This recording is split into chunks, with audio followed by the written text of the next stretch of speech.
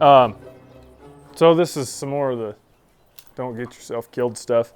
This actually happened, and we were talking about it, and thought it'd be something to share.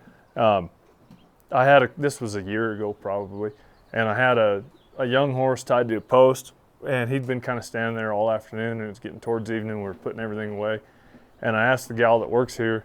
I said, "Hey, would you mind untying that colt and turning him loose?" And I'll show you how it happened. This is a really gentle horse, so I can show it on him. This is oil paint. The way she walked up to him, he was asleep, standing there with the sunshine in his back.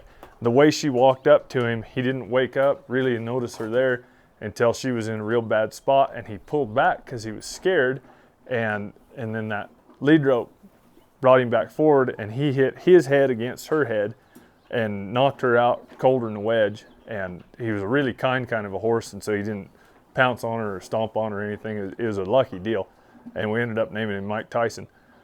But I'll show you how she walked up and why that's so dangerous, and then I'll show you a better way to do it. So I'm going to step out of frame for a second. She walked up just like this to that colt, and he was asleep. He should have kicked her, but he was asleep. She walked up just right alongside him like this and went right here to try to untie that lead rope. And when she got to this spot right here, that's when he kind of realized that there was somebody around. He pulled back and got jerked forward and hit her head, and I think she might have hit her head against the post, and I don't really know all what. But she wasn't talking to him, she wasn't making any noise or anything like that.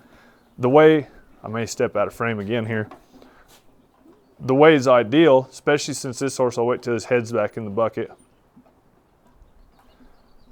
He may not be paying attention to me right now, so I want to walk up to his shoulder like this and be talking. Of course I am talking, but if I wasn't, I'd be talking to him, "Here I come, oil," or singing a song or whistling or doing whatever, and come towards his shoulder like this. Well, from here, it's really difficult for me to get too bad of a wreck. If I did scare him real bad and wasn't making enough noise, and he got scared and pulled back, I can get out of the way. And of course, I always have my hand against them so that they'll push me away if something goes on. He's not very liable to cow kick me. You know, if I was kind of over here, if I walked up to him like this, I might scare him, he might kick me.